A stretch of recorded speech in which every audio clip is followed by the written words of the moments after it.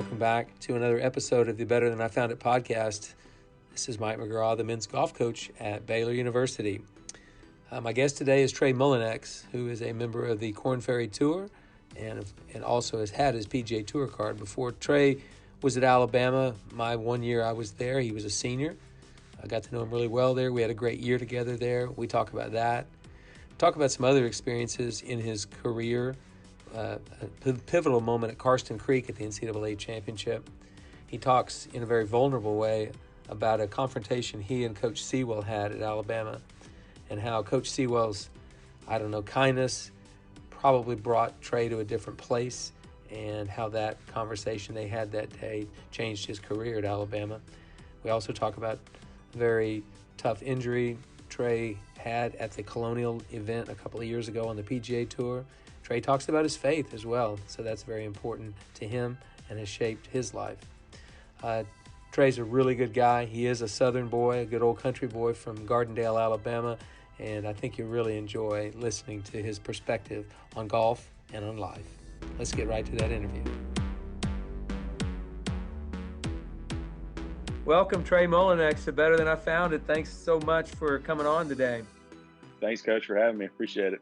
Absolutely. Well, you and I haven't caught up in a while. It's been a while since we've seen each other for sure. I think the last time I saw you was in person was in Dallas at a Waffle House with you and your dad, Chip. Yeah, that's exactly where it was. Yeah, and probably in like 2000.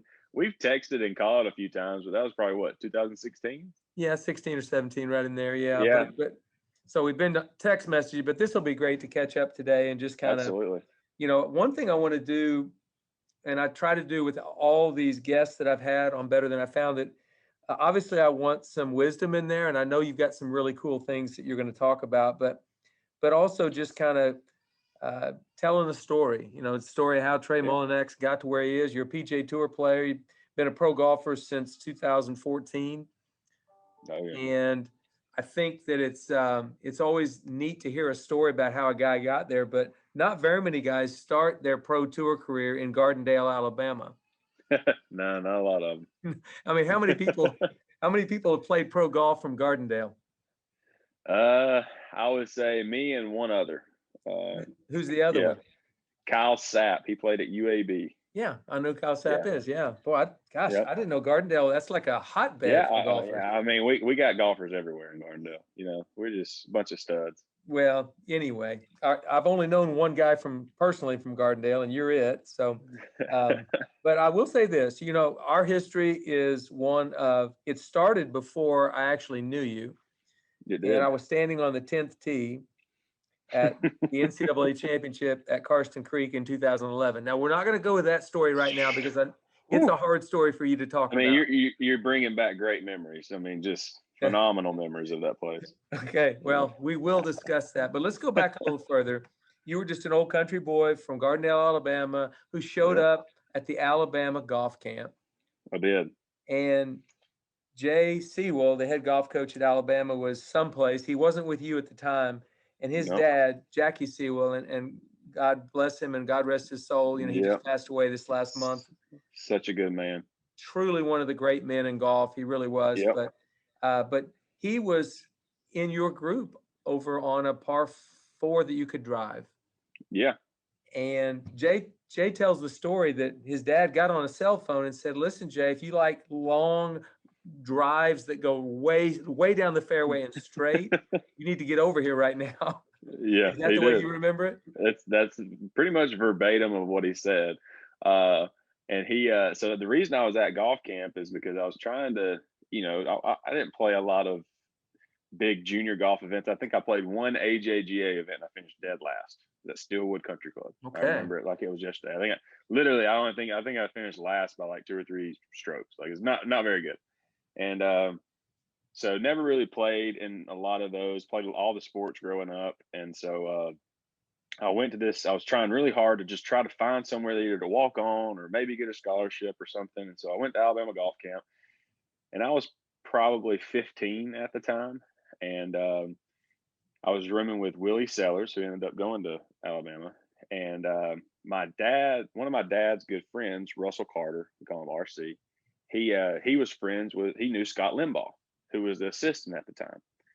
And so Russell calls Scott, hey, I got this kid. He might be pretty good. What if can we send him to golf camp and you take a look at him? Yeah, sure. Whatever, send him to golf camp.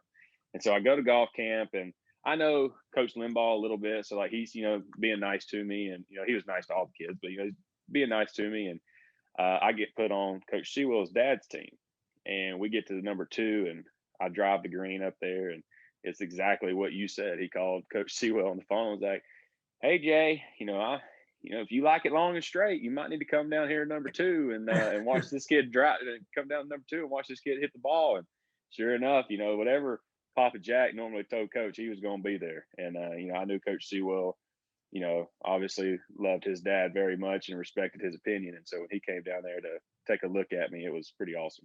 Well, there's a word, serendipity, which is kind of a good fortune, being in the right place at the right time, a nice, fortunate thing that happens. And I think that moment had a little bit of that in there, because it's Absolutely. like if your dad hadn't been put on there, and maybe it was another counselor who wouldn't have thought to call Jay, maybe the week would have gone by and Jay really would have never noticed you. And then you continued maybe not playing in national tournaments, and maybe Jay never would have gotten you to come to Alabama. Yeah, absolutely. So when I was getting recruited, I didn't really have a ton of schools looking at me. I had Auburn, show interest, and Ole Miss and UAB, and I was, I'm sure, I hope Mr. Kaufman's not listening, but I was on the phone with UAB going to commit to UAB to play golf there, and literally on the phone with Mr. Kaufman, Coach Kaufman, and I get a beep in call from Coach, said Jay Sewell, and I was like, crap. And I said, hey, Coach, I think this is my dad calling me. Can I call you back later? And so I answer it, and I'm sorry for lying. That's not good. Don't lie. But I answer it with Coach Sewell, and he was like, hey, Trey, we don't have a ton of scholarship left, but, we would love to, see if you want to come on and join the team. I might hook you up with some books and stuff like that. And, I mean, he didn't even have to say anything else. I was like, yes, I'm coming. I'm there. Because my dad told me, he goes, hey, if they call and, and you get an opportunity, you need to take it. And I was like, all right, I'm going to take it. And so as soon as he called, I mean, he could have told me that they're not going to give me a dime and, you're just going to have a walk-on spot, and I was going. And so I felt bad because I was on the phone with UAB, answered that call, committed to Alabama, called back to UAB, and was like, really appreciate the offer. That's just kind of like, I felt terrible, but in my heart and my mind, I was just jumping for joy. I mean, I remember the call like it was yesterday. I was coming back home from Troy with my sister. So, I mean, that's obviously another moment, a kind of defining moment, that if it had happened a day later on Jay's call, you might not have ended up going to Alabama. But, your dad said something there that I thought was pretty significant, and that was, if that's at all a possibility, we will fund that situation. Which I think it's really cool when a parent allows a kid to make the choice that he wants to make. Yeah, absolutely. If it's at all possible or feasible. And your dad wanted you to have a dream. So talk about Chip's influence. Chip's a great man. He fixed my truck on more than 2 or 3 occasions when I was in Tuscaloosa. Absolutely. But so I mean, my dad is, my best friend. There's no question about that. I think if anybody knows me, knows my dad, and the big impact that he's had on my life and how much I love him. And, when I got hurt playing football, I broke my leg. And the reason I got into golf is because during that time I couldn't play with my friends. I couldn't do anything, but my dad would take me out the golf course and we would chip and putt and hang out. And, I kind of, for that long of a time, I just got to spend a lot of time with my dad, and I really just enjoyed it. And I was like, man, like, how cool is this? I can play a sport and hang out with my dad after he gets off work. He meets me at the golf course. We play, we hang out, and then we go home. Like, what a cool thing to do. And so I just kind of told him after my injury and after everything was said and done, I was like, hey, I think I'm going to stick to golf. And he was like, whatever you want to do, absolutely. And so, but my dad was big on if you're going to do something, you're going to do it 100%. And so it was getting to kind of the point in high school where he was like, we need to choose one. And if you want to really try to pursue something going down the stretch, we need to put all of our eggs in that basket. And so I chose golf, and he never made me had a job, but he told me, he said, you know, this is your options. He goes, you can get a job, have money, you know, and spend it, you know, and be high school and all that. He goes, or you can devote a lot of your energy and time into the sport and try to make it your job and make it to where you can get a, you know, a scholarship somewhere. And so I chose that, which I thought was really cool. You know, a lot of parents be like, you're going to work, you're going to do this, but you know, my dad, he'd work 2 jobs if he had to pay for golf or pay for whatever, you know, I needed to do. And so was my mom. My mom was super supportive, and, you know, she would do anything for me as well. And so I thought that was really cool. And so that's what I did. I dedicated, you know, my high school social life. I mean, I still had friends and we hung out, but, you know, on weekends where I'd go to tournaments, my friends were hanging out. And so really devoted that time to that, and it ended up paying off in the long run. It really did. I don't think when JC saw you there on the second hole at golf camp, I'm not sure he would have thought that you'd become an All-American and a PGA Tour player and all that. He might have, but I know that that's what coaches think about sometimes. We look at that. Absolutely. Man, that's pretty good. I remember when I got to Oklahoma State and I was watching Bo Van Pelt practice. He was a 5th-year senior. And I looked at Mike Holder and I said, how does this guy there's no way he doesn't play pro golf. He goes a long way and straight, and he can putt it too. And I said, and I didn't know I would find another Bo Van Pelt years later, and that's you. You play the game a lot like he does. You know, I remember we talked. I think I putted with Bo Van Pelt's putter at the NCAA tournament in 2011 at Carson Creek. You did. How about that? 100%. I did. No question. I didn't use it like he did. Not the same way. I will say this. So you get to Alabama in the fall of 2010. Yep. And you arrived with 2 pretty highly ranked junior players, and that was Bobby Wyatt and Corey Whitsitt. So there was a dynamic there that had to be there that most kids maybe wouldn't think about. But you came in as kind of an unheralded kid from a local boy. And those 2 guys were nationwide junior players. Yeah. So how did you handle that? So it was awesome. So I knew Bobby for a very long time. Played a lot of junior events with Bobby. I was with him when he shot 57. And so that dynamic with me and Bobby was we were friends. Corey I never met until we moved in our freshman year. And people that know me now know that Corey is one of my best friends. I mean, you know, my wife gets on to me all the time. She goes, y'all talk more than we do. And, you know, so we talk pretty much every day. And, but so I didn't know Corey. And the first night we hit it off. You know, we were playing ping pong until, you know, 1 a.m, just hanging out and enjoying, you know, kind of moving in together and learning each other. And, but yeah, it was different. You know, I knew how good they were. You know, I knew that Corey was extremely good, and I knew Bobby was extremely good. I don't think I ever beat Bobby in a golf tournament. Still don't think I think I beat him like twice in college in a golf tournament.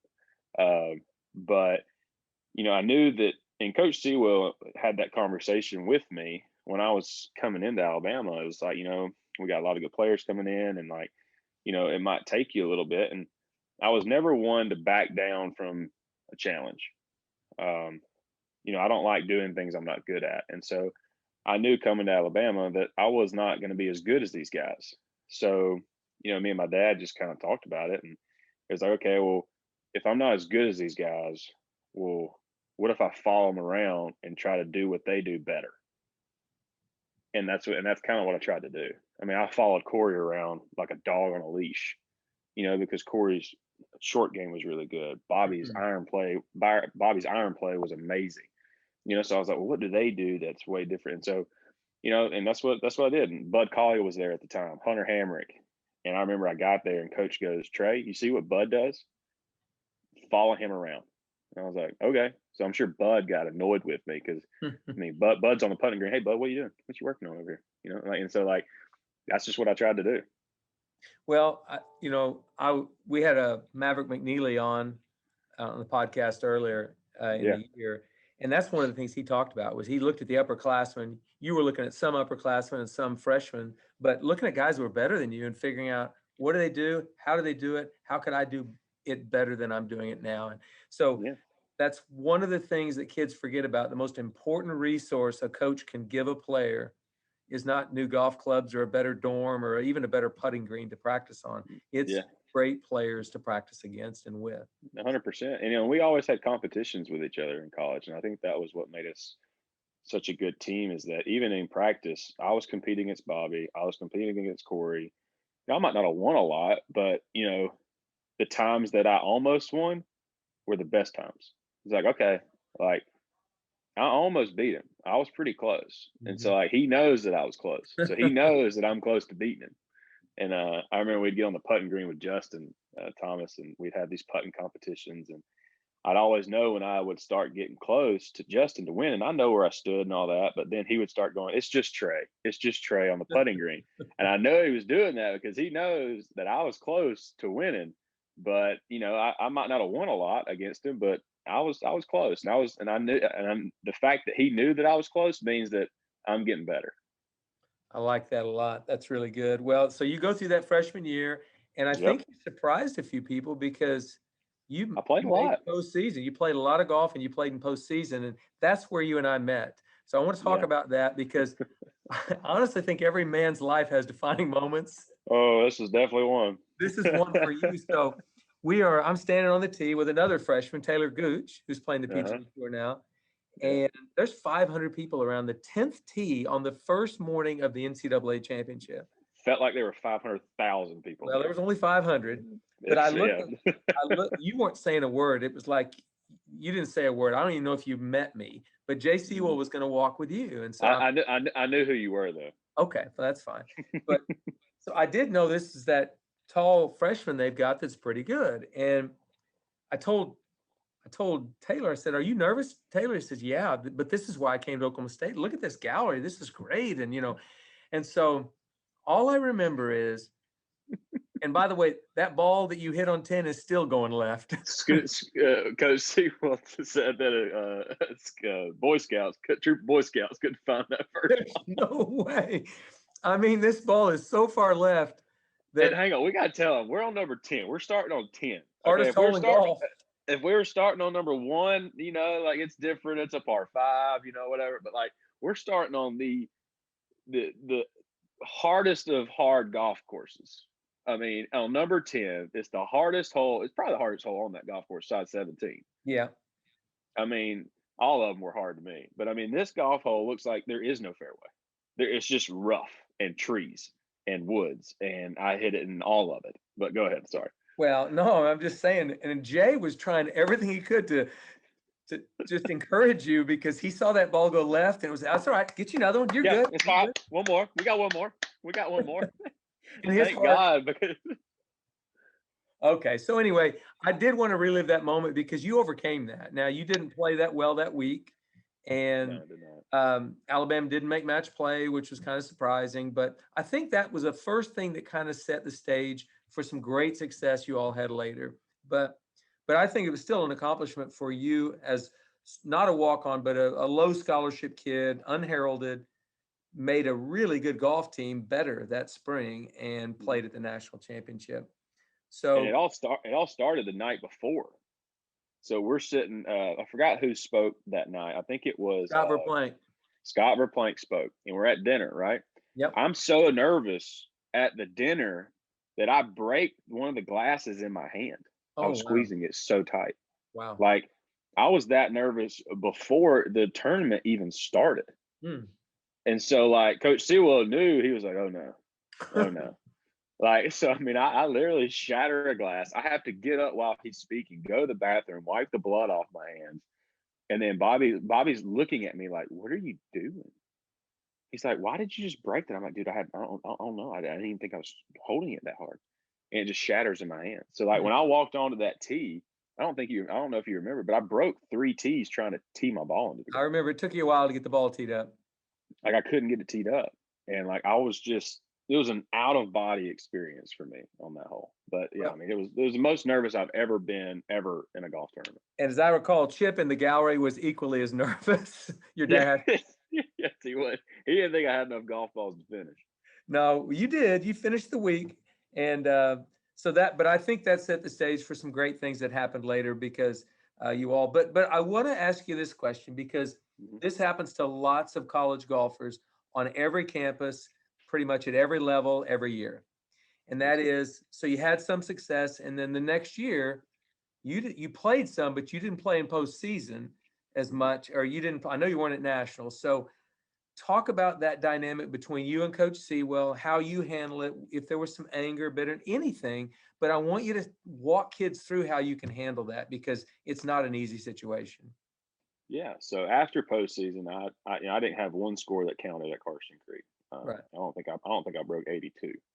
And so we're sitting there, and none of us are very happy after that. And you know, we were expected to make it to match play, have a chance to do something really well, and we did. And the worst round I think we've ever shot as a team. And so after that year, I had a really rough summer. I didn't play very well. I wasn't driving it very well. And then, I didn't have the results that I wanted to that summer. And so by the time school, came back around, we were qualifying, and I played a few events. I played Puerto Rico. I had a top 10 finish, but it all started. We go to Vegas, and Vegas, as you know, is one of the better tournaments of the year. It's kind of setting up for what's to come down the road. It's a firm, fast golf course. And so I think I finished next to dead last after a top 10 at Puerto Rico. And I didn't play another event after that. Would play well in qualifying, had some good, qualifying, but never didn't play. And, I was bitter. I was mad at Coach Sewell. Was frustrated. And so it comes to postseason time. Well, I'm not going. Now, I will say this to Coach Sewell. He gave me a fair chance to make it to SEC. I got invited to go to Kiva Dunes to play, and it was going to be between me and Scott Strohmeyer. Scott Strohmeyer was playing great at the time. And I just didn't play well. But, I was blaming it on, well, I'm not playing well because I have played well and Coach Sewell's not taking me and all that. But the reason that, me and Coach Sewell had these conversations looking back on it, I was not prepared to play in these big events yet. I have not learned to control myself in the situations that are bigger than, what's going on. And so when I didn't get to go to postseason and I didn't get to play that much in the spring, I was, very frustrated with Coach Sewell, extremely mad. I remember calling my dad. I was like, I don't want to transfer. I just want to go. I know I can play at UAB. I just want. I was so mad, right? And so my dad calls me and he's like, hey, instead of doing all this, why don't you just go have a conversation with Coach? Go in his office, sit down, and you just talk to him. It's like, if y'all want to scream at each other, scream at each other. You just need to talk to him and pick his brain and see what's going on. And so that's what I did. Nervous, 19-year-old, 20-year-old guy going in there. I think I was 19 at the time, 19-year-old going to have a man conversation with his coach. Never had one before. That was good advice by your dad right there. Really good advice. Yeah. And so I go in there. I'm just as nervous talking to him as I probably was at Carson Creek on number 10. And I sit down and Coach said, what's on your mind, Trey? I'm like, man, I'm mad. I'm frustrated. I feel like you're singling me out, putting all this heat on me. And like even if I play good, I don't go, and we had a conversation about it, and it went better than I could ever imagine. He was so nice. He was so encouraging. He just explained to me on why. And so during that conversation, I looked at him. I was like, well, Coach, I'm not one to just sit around and sulk about it. I was like, so I said, I'm not going to postseason, but this is not going to happen again. I was like, so you need to tell me, what do I have to do to get better? How can I get better? And because I'm not sitting at home anymore. I'm not watching my friends go off and play golf tournaments and me sit at home and twiddle my thumbs and be aggravated. I was like, so what can I do? How can I become a better player? And we probably had an hour and a half conversation in his office. And I left there and I called my dad and he was like, well, what went on? And I said, well, I know what I got to do to get better. And he said, what can I do to help? And me and him went to work again, just like we did in high school. And I love that about my dad. What can I do to help? And so after that conversation, I had the best summer I probably had as an amateur. I went and worked on my game. I went and worked on my short game. I learned how to control my emotions on the golf course because I'd get very aggravated, very hot, very fast. I experienced that the year I was in Tuscaloosa. Yeah, like I said, I wasn't perfect, but I worked on it. I tried, and it was the best conversation I ever had. And it's what led to my success in my junior year and then my senior year, because I learned that I am a good golfer. I just have to handle situations better than what I was handling them. And so I went to work. I got better, and ended up playing my junior and senior year. Yeah, but I think it was because of that conversation. How can I get better? What can I do to get better? I didn't go in there and be like, I'm transferring because you're mean. I didn't want to transfer because I knew these guys were better than me and I was not better than them. And so it's like, well, if I can't beat these guys, well, if I go to a tournament and just because you're on a different team doesn't mean you can beat them now. It's like, well, no, I love these guys. I want to be a part of this team. I love my roommates. I love my team. I want to be a part of this team. And so I just took it as a challenge to like, you know what? I'm not going to let this beat me. I'm going to beat it, and then I'm going to beat everybody else. Well, I love the fact that you got more determined, but you also had to humble yourself. Like, Coach, what can I do? You took advice from your dad. You listened to a coach that you were angry at, but you listened to what he had to say, and then you determined yourself. I'm determined to make this happen. I'm not sitting at home again. It's not happening. Yeah. And so there was some ownership on that on your part, which I really like, and I see it pretty much all the time on teams throughout the country. Somebody's unhappy or upset, and they always want to point the finger someplace else. And all Coach Sewell did and your dad did was say, come on. Your dad said, have a conversation, be a man. And Coach Sewell said, these are the things you can do. And your next 2 years are pretty amazing, actually. When you guys played Illinois in the finals of the national championship at Crabapple, I think it was your match that sealed the deal for Alabama. Either yours or Corey. It was Corey. Corey had his match won. I think it was actually Scott Strohmeyer that won. I think me and him won at the same time. Yeah, I was like the third win, and then he was I was the second win, and he was the deciding factor because Justin was behind me playing, I think, Thomas Peters, and Bobby was on like 16. He was like 2 up or something like that. Well, so but like, you were right in the mix, helping the team win the national. Yeah, absolutely. And so that happened, and about 2 weeks later, I got let go at Oklahoma State, and Jay Sewell called me and hired me as the new assistant. Worst day of our lives. Worst day that could have ever happened. I'll never forget it. I had to win Bobby Wyatt over. Bobby was not a Mike McGraw fan, and I bet Bobby and I got really close before the end of the year. Yep. Yes, y'all did. I remember showing up on campus with the excitement of a 25-year-old assistant coach. I thought I was. But I was really excited. And I met you at Indian Hills. Indian Hills. We did meet you at Indian Hills. And you and I must have had 50 or 60 lunches at Old Colony that year. Those were great times for me just to sit and talk, and other guys would join. Really enjoyed that. I think sharing a meal is a great way to just have conversations and talk about life and whatever. But I do remember that very distinctly. JC will set me down in the office and said, you see that kid out on the tee? And he was pointing at you, and he says, he's really good. He just he's not there yet, but he's really good. And I said, yeah, I know who he is. But he said, here, why don't you just walk with him? So we started walking together at Olympia Fields, and I'll be doggone, you went out 67 the first round and leading. I think you ended up finishing 4th. And as we go, Robbie Shelton won. And Robbie Shelton won, which is obviously a great freshman. My gosh, all this talent around me. I could only screw that up, right? So, but I do remember going through the fall season with you, and your game got better and better. You played what I consider one of the greatest rounds in the history of college golf, ball striking wise, and that was the round at Isleworth, where you hit all 18 greens. And I did the proximity to hole. It's impossible. 15 feet per hole for 18 holes. You averaged. It was a joke. It was a joke. And you end up winning that golf tournament, tying Jordan Spieth's all-time record in that event. And then we go to probably two of my most enjoyable moments of the year. One of them happened in California, and we're battling in the last round. It's here and there, and I'm walking with you, fourth straight tournament. Yep. And you have a sandwich to this green, and I'm trying to get you to hit it long and just two putt. And you're trying to hit it close. And I want you to describe the rest of the hole, and then I'll describe the next tee. Go ahead.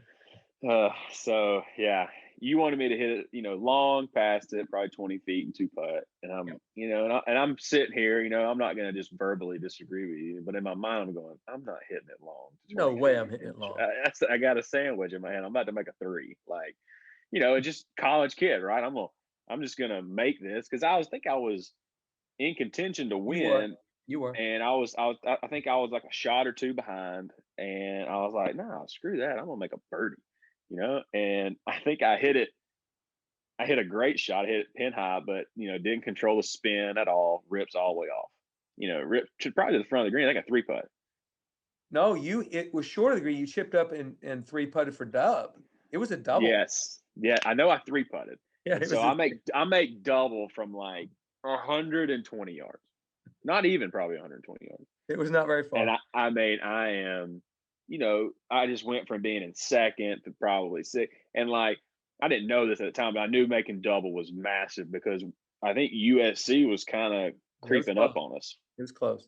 And I was, furious, fuming on the inside. And this is where, how good I was at controlling my emotions after my sophomore year and how much better I got. Well, this does not happen on this hole. And so I was furious. And I just remember you coming up to me, and we were going to 16. Is that or 15? Going to the 15th tee. 15th tee, and it was a little bit of a walk. And I was mad. And you come up to me, you go, "Hey, I know you're mad, but you need to stay down here and do whatever you need to do. Scream, yell, whatever you got to do before you get to this next tee. Because when you get on this next tee, if it's not over, I'm not going to let you hit this next shot until it is done." And I remember I stayed down there, and I'm sure people heard me in the woods banging, screaming, kicking. I don't know how all the clothes in my bag wasn't broke because I think I threw them about. I was letting this bush have it. Let's tell you this. If your mama had heard those words coming out of your mouth. I know it. Bless her heart. I think she was there. But I just remember that. And it's always been something that I've told my caddies to let me do now in professional golf. Because if you hold it in, it eventually you just burst. Mm-hmm. Eventually you're going to have a hole and you just burst. And so I always told my caddies, like, hey, if I have a bad hole, just tell me to go take a second. And I might just go take a second and just scream internally and just get it out or something, because, we are competitors, and I don't think there's anything wrong with getting frustrated and aggravated as a competitor. But to your point, when you let it affect your next shot, that's when it becomes a problem. And so I learned a lot that day. Not saying I'm perfect and now I don't do it anymore, but I did learn a lot that day, and I ended up birdieing, I think, 2 of the last 4 holes, and we win. I think I finished 4th. You finished 4th. You won by a shot. Those 2 birdies meant a lot. Yeah, and I think Bobby birdied a hole or 2 coming in. I remember being on that par 5. I hit the best. I think I had a 3-wood into that par 5 and hit the best 3-wood on 17 that I think I hit all fall. And I hit it up there on the green 2-putt, and you're like, that's what I'm talking about. And I remember you being very, proud of me for how I handled that, and it made me feel really good about myself. So. I will tell you, it's the first time in my career to that point that I'd allowed a kid to go scream and yell and be an idiot. But I needed you back. I needed you on that tee box. You needed me on those 4 holes. I think the next hole we hit like pitcher wedge from 170 yards because you knew I was still hot. For sure. Well, you finished the fall, and I'm sure all the people back in Gardendale, Alabama, were absolutely beside themselves. You finished the fall ranked number 1 in college golf. It's just an old country boy who sort of walked on, who sort of didn't even play a couple of years before for the team. And then we go to we play a couple of tournaments to start the spring. And I remember you were starting to get a little bit of pressure in your internal pressure about being the ranked number 1 in college golf. And so I've got this memory of Vegas. You mentioned Vegas earlier, and it was the I don't first. think I've yet to break 80 on that golf. Yeah, that's got you. I hope they don't play the U.S. Open there one day. Yeah, I don't either. But Jay asked me to walk with Tom Lovelady that week, and so this would be the first week I wasn't walking with you, and you were in the group ahead, and on 3 occasions I saw you miss a putt, hole out, and then throw your ball into the hazard or out of bounds or something. On 3 occasions, I thought, man, he's not having a good week. So yeah, when Jay asked you to get the golf balls and gloves ready for the next tournament, I put your dozen golf balls in there in your bag, and you opened it up. You came in, and I'd put a little note in there. I only left 3 sleeves and one sleeve not there, and I'd put a note in there, the sleeve that got away. You came into my office, and you were like, "Coach, I get the point. I won't throw golf balls away." I won't throw golf balls. And I'm thinking, I think I did it the next week in Cabo. I think I threw a golf ball off the ravine. Furthest golf ball you've ever seen thrown. That's all right. What I knew was you still had some challenges, but you were winning that battle overall. You were doing well. Yeah. So we go through that spring. It truly is one of the most enjoyable years of my coaching career, just because I was an assistant coach, so I didn't have any of the real pressure thrown on my desk, and I was just coaching and enjoying the walk. And it was so much fun. Oh my gosh, what a year! And we were able to. And again, we had lunch at Old Colony a couple hundred times, and I just had an absolute blast. We got to the national championship, and I've got this image that'll forever be in my brain, standing in the 17th fairway with Corey Whitsitt waiting for your group, and you made that downhill putt on the front of the green on 17 at Prairie Dunes. Yes, sir. That's the fastest putt in the world. In the world. It's no faster. I still contend to this day, if it hadn't hit the hole, it would still be moving down the hill. That's right. It went in low side. That's how fast it was. That's crazy. And we won the national championship on that putt, which I think is when I'll never forget hearing your dad's voice from 250 yards. That's my boy. And JC flew in the air into your waiting arms. That's a neat memory. Talk about that. Yeah. So obviously, making that putt is a memory that will never be forgotten for me.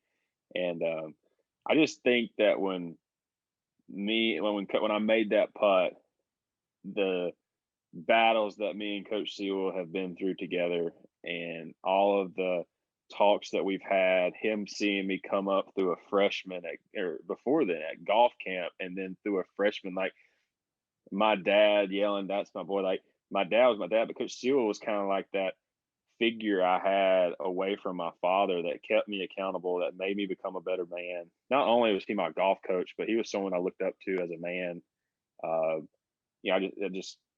I love him. And he was just, I think when that moment happened, it was a reaction of like a kind of a father-son type thing.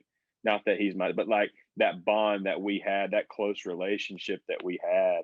And when he jumped into my arms, I think it just showed how happy he was for me and how happy I was for him. And just like, we did it, like we've come so far from Karsten Creek on number 10. I can't tee my ball in the ground to where now I can make a 30-footer down the hill, fastest putt in the world, to win a national championship. And that to me was kind of that just emotion going through. And then my dad coming up to me and hugging me and screaming. And, it's just something you live for, Well, and the other thing that it accentuates for me is great relationships are built on some friction. And you and Jay had some. And one thing you never doubted ever was that man loved you and cared for you and was doing everything he could. That's what coaches do. And I think that gets lost in the confrontation that happens, or the you didn't pick me, you didn't take me, or this or that and the other thing. But two things. One, Jay's an amazing man who did love you and did care about you. But your dad gave you good wisdom to just go talk to the man. And once you guys had that talk, your relationship changed that day going forward. It was for the better. So that's a great. Yeah, absolutely. So you win that was your last day of college golf right there. That was my last day of you being my assistant coach, which is the best day of my life. It was great. It was phenomenal. So. Well, I wasn't an assistant coach after that, so I became a head coach again. But yeah, you left us. You were too big time. You left. The way I remember the story is we win the national championship together one day, and Jay fires me the next morning. That's how I remember it, and he remembers it. We win the national championship, and I got out of town really quick, so I don't know what the truth is. That's how I remember it. So you're just like, hey guys, thanks for the ring. See ya. I'm out. Take my money and run.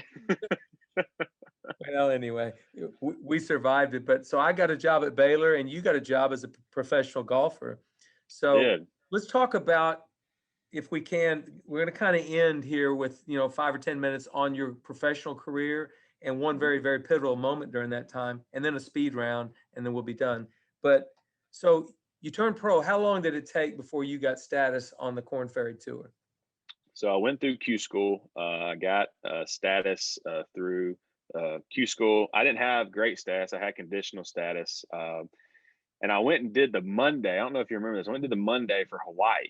Me and Corey Whitsitt went and did the Monday for Hawaii. I got in and I played. And after I got in, I got a phone call from the tournament director in Panama saying I got a spot. And for there, Justin Thomas wrote a letter for me, and I ended up getting a spot into there.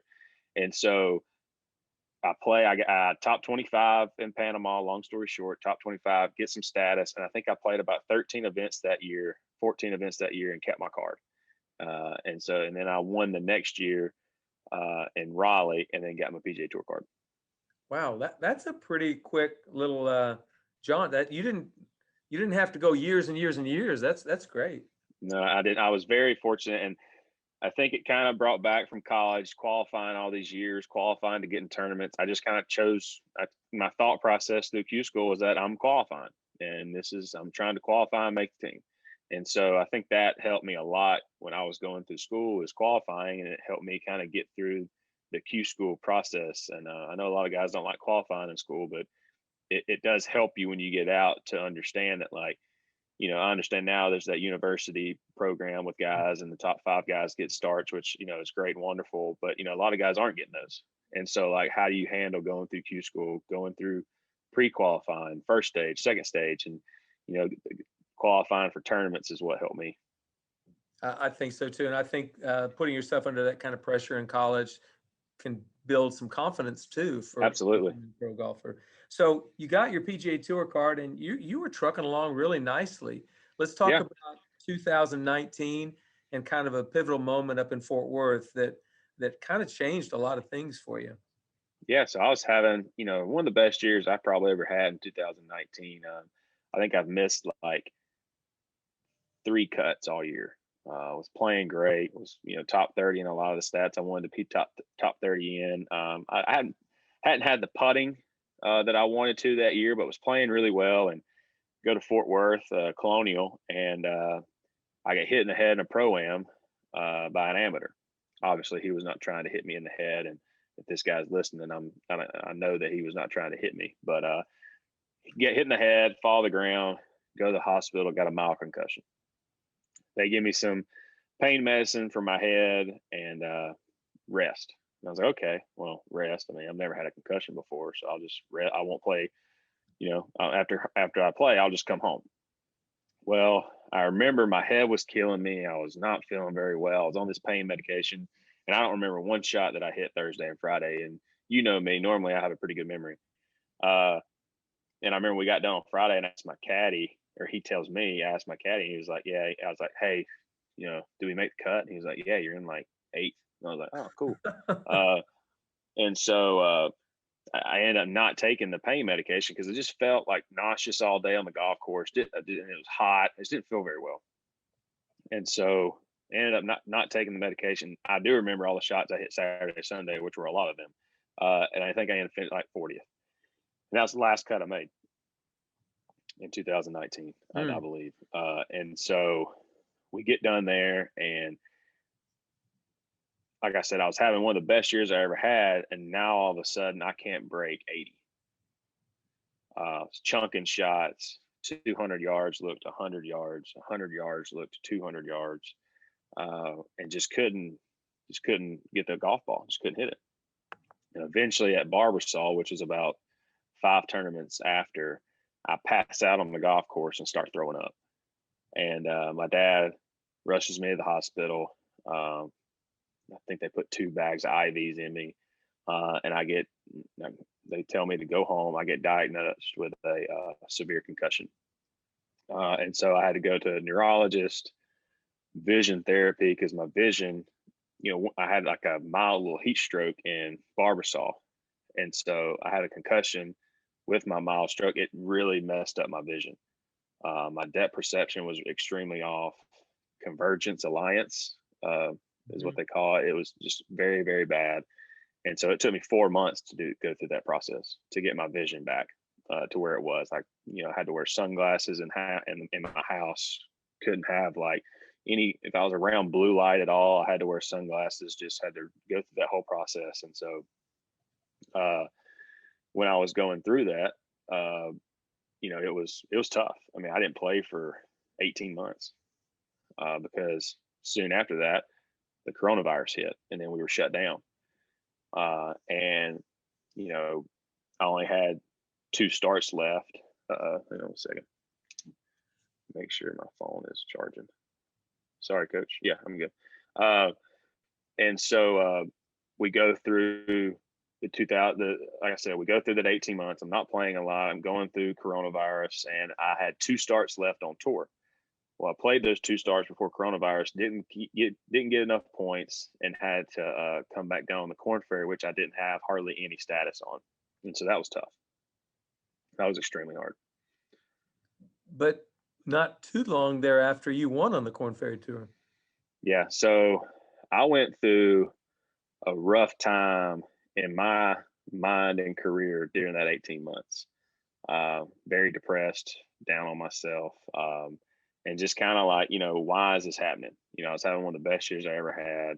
Why is this happening? And this is where I think when you surround yourself with people that love you and encourage you is huge, because I had so many people, my wife, my dad, my mom, Coach Sewell, my coaches, all my coaches, and Stephen Bunn, who's with College Golf Fellowship, really leaned on me. And I just kind of, and this is where my faith is big for me. And I just was like, you know what, God's got a plan. I'm going to stick to it. And after about 4 months of going through some really hard, downtime, kind of the why me's and aggravated with the tour and everything, I was like, you know what, I'm not going to let this define me. I'm going to get back to work. And so I got back to work, and I ended up winning the last event on the Korn Ferry. Yeah, that speaks to your faith. That you had a strong faith when I was in Tuscaloosa, and I always feel like God never gives you something you can't handle if you'll look to Him and if you'll use His help. And so I know that Stephen Bunn was and JC were both very good spiritual leaders in your life, and College Golf Fellowship was big to you. Yes, sir, it was, and it meant a lot to me. And because just like anybody, it's just tough, when you go through and you have something that you love so much and that you're excelling at, and it gets taken away from you. It's tough and it's hard. I didn't plan on getting hit in the head and losing my PGA Tour card and now not having any status hardly anywhere. But I was like, you know what, I've been here before. I know how to work. I know how to play golf. I know how to do that, and so I'm just going to try to do that better.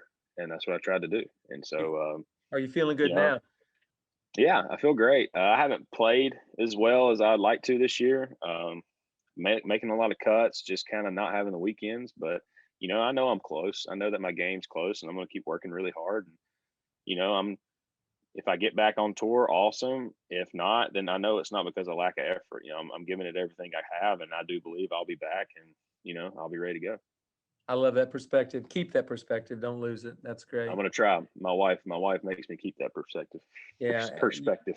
By the way, you outkicked your punt coverage right there. There's no doubt. I did. She's amazing. Good job. All right. So let's do this. Before we end, let's do a speed round. And this is the only thing I really haven't talked to you about or prepared you for. So here we go. I'm not going to lie. Hey, by the way, we did leave out one of the biggest milestones of when you were at school with me. And I think you know what I'm going to talk about. Go ahead. In California, I've always heard about how, you're this fastest eater, no one has ever beaten you, but I do believe you lost to me in a pizza eating contest in California. Can you explain that a little bit to me? Well, the only thing I can explain is that it was one of the most athletic things I've ever seen in my life, the way he destroyed that pizza. And I don't think I'll ever see Tiger 2.0, not quite as good. And Hogan 1953, not as good. This was the most amazing because what made it amazing was it was the worst tasting pizza I have ever tasted. It was so bad. It was so terrible. bad. And so it was a buffalo chicken pizza with no buffalo. It was marinara sauce. It was terrible. And so what you did was you were more mentally tough than I was because I was letting the terrible taste destroy me. And you thought I'm winning this contest. So, yeah, I did. I didn't care how it tasted. I was winning. Congratulations. That is one of your great accomplishments in life. I was hoping we'd get that. I was really glad that I was able to get this on. We cannot edit this out, by the way. That's it. It's non-negotiable. Congratulations. I'm so happy for you. Thank you. I still remember it well. All right. Here's the speed round. You ready? Yeah, I'm ready. Steak or fish? Steak. Shawshank Redemption or Remember the Titans? Remember the Titans. George Strait or Jason Aldean? George Strait. That a boy. When I was at Alabama, you guys were listening to Jason Aldean. It's always Jason. It's always Jason. Who is this guy? I'm glad you like George Strait. Good job. Best burger in Gardendale, Alabama. Best burger? Yeah, is there a burger? Yeah, it's our place. Our place. Okay. Favorite course you've played on tour? I love Hilton Head. I love it. That's crazy for a long hitting guy too, because that's a short golf course. Okay. Favorite course you'd like to play but haven't yet? St. Andrews. St. Andrews. Dream foursome, you and three others. Who are they going to be? Me, my dad, my grandfather, my dad's dad, and my mom's dad. Never got to play with all of them. That's great. I played a foursome one time with you in Musgrove Country Club, and I shot a smooth run in 73, and you shot a smooth run in 62, the course record. I did. I basically have played 3 rounds of golf since then. You destroyed my golf. Favorite Coach McGraw quirk? Oh, you got so many. The way that you sleep, I don't understand it. It's like he's a vampire in a coffin, and like straight up, hands across the chest. Yeah. And you don't snore, you don't do anything like that. And then I hear your bones cracking at 5 a.m. doing push-ups and sit-ups. I remember having a room with you and just being like, that's my alarm clock. I'm hearing his back pop, his knuckles crack, and he's just doing 1,000 push-ups on the floor. Yeah, I do sleep a little strange. That's a little odd. Okay. One piece of advice you have for an aspiring junior golfer that wants to play college golf or pro golf, just like a piece of advice you thought this will help a kid. I just think when you go through adversity, don't let the adversity identify you. Don't let it be the thing that you lose sleep over at night. Everybody goes through it in their own way. The number one guy on the team goes through adversity at some point. So when you go through that adversity, don't let it identify you. Figure out how you can be better from that and work on that. Love it. Absolutely love it. Okay, final question. Best investment you've made in golf under $100? Best investment I've made in golf? Yeah, in golf. For your golf game, under $100. Having Coach Sewell be my instructor. I don't have to pay him. That is great. I love that. Good answer, Trey. Good answer. I think he's going to call me now and invoice me, I'm sure. But whatever. He better not invoice you. I'll Well, Trey, I want to say, for one, it's been great catching up. 2, absolutely. I appreciate your just your honesty, your vulnerability, and just your humor and just your sincerity. You're just a great guy, and I'm pulling for you to get back on the PGA Tour, and I know it's in the future for sure. So thank you for coming on the podcast today. I can't. It's an honor to be on here, and like I said, we have a great relationship, and all the guys that are playing for you right now are very lucky to have you, and I miss you and hope to see you soon. All right. Thanks so much, Trey. Play well. We'll see you. Absolutely, Coach. See you.